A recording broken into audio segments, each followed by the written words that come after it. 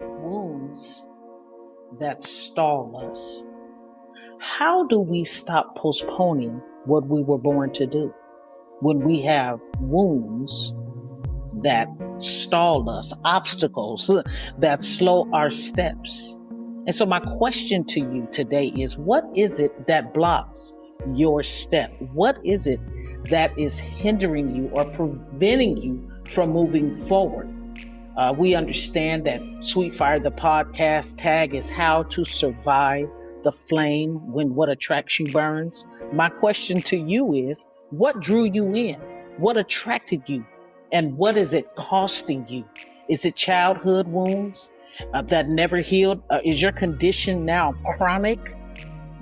Because it's been a part of your life, a part of your the direction that your life has gone in. The plan that you've even created for your own life is because your condition is chronic wounds that stall us. And again, how do we stop postponing what we were born to do because of the wounds that we experience in our life? My name is Dr. Lydia Michelle Young. I'm here with my co-host, Intercessor J'eanine Nichole. Appreciate you being here.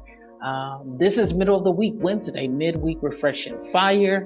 And we are thankful and excited about the word that God is sending, that God is bringing, that God is presenting, that God is birthing, that is bringing healing to the lives of his people, those of you who are listening and tuning in. Intercessor, why don't you greet the people with a big God bless you? God bless you, people of God. God bless you. I love the posing questions, if you will. You know, those posing questions that cause people to look within, right? To ask themselves, not to ask anybody else, but to ask themselves, right? Those posing questions that will make some uncomfortable, because when we ask those questions, right, it makes us uncomfortable because we're having to search back. We're having to look within. We're having to visit some very uncomfortable thoughts, some very uncomfortable emotions, so I love those questions. And unfortunately, those are questions that they're not asked, when we go into church. Right. Those questions are not the kind of questions that we hear asked from the pulpit. It's those kinds of questions that when one asks one's self, those types of questions begin that healing process. So again, I love the way that the Lord used you to open up this episode for this evening. And again, God bless you, everyone. Beautiful, beautiful, beautiful. Wounds. Intercessor, wounds. I mean, they have written many of our futures. Many of us have allowed the wounds, the hurt, the pain, the scrapes, the burns, the bruises, the cuts to shape our future, to write our future, to direct us, to control us. How do we step away from that? How do we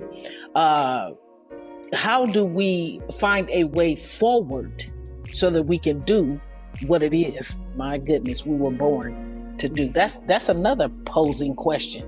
How do we survive that flame? My God, that cut.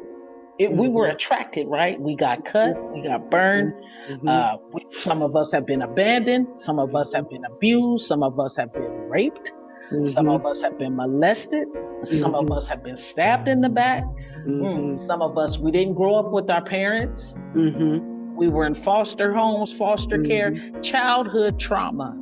How it affects many's lives today. Why? Because it's still with you.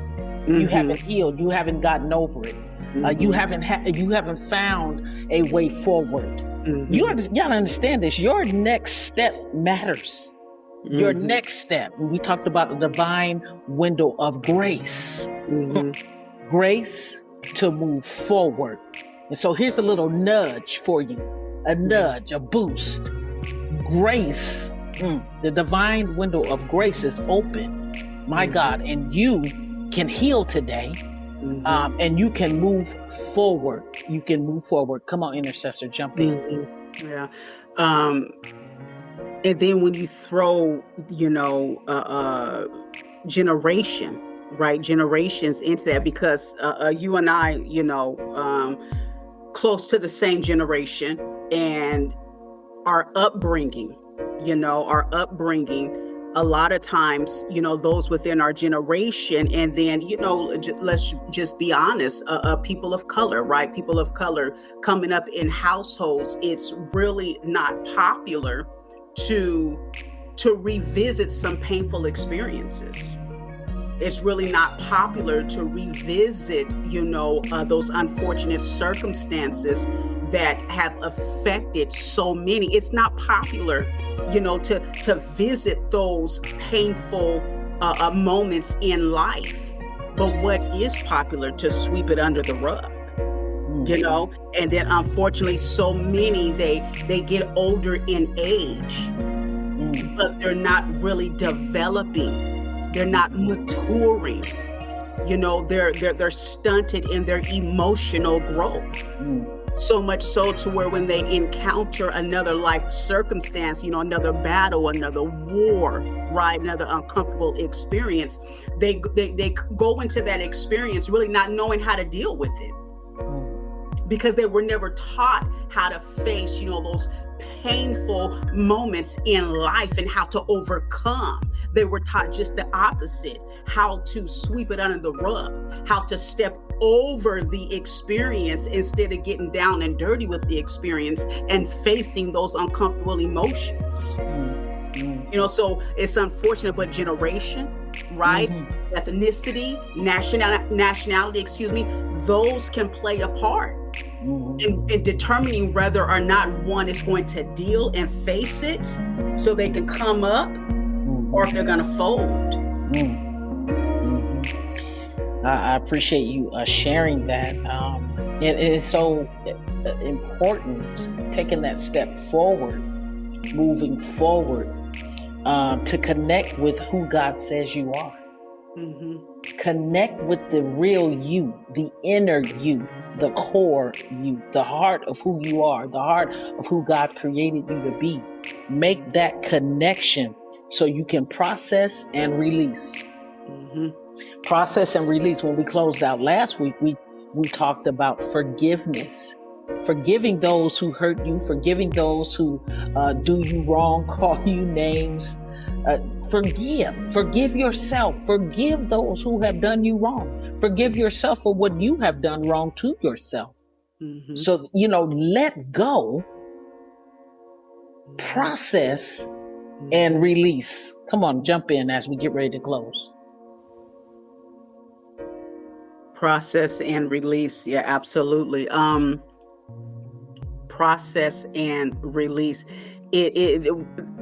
One of the mantras, some of you have heard me say this in times past, previous episodes, and those of you who tune into the Flaming Sword Prayer Ministry, the mantra, right? It takes strength to heal. It takes strength to heal.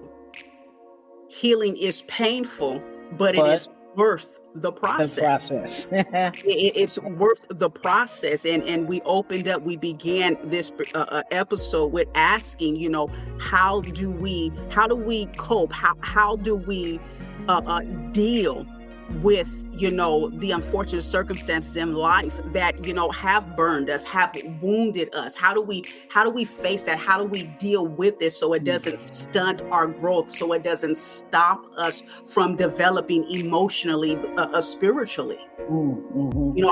How is it that we do that? We have to look at it head on. Those things who have that deeply wounded us, in order to heal and to grow past that, we have to revisit. We have to revisit. We got to face, reality that those circumstances, they made us feel some type of way. They devastated us. They hurt us. We have to own it, right? Accountability in healing, there's accountability. There's self-accountability.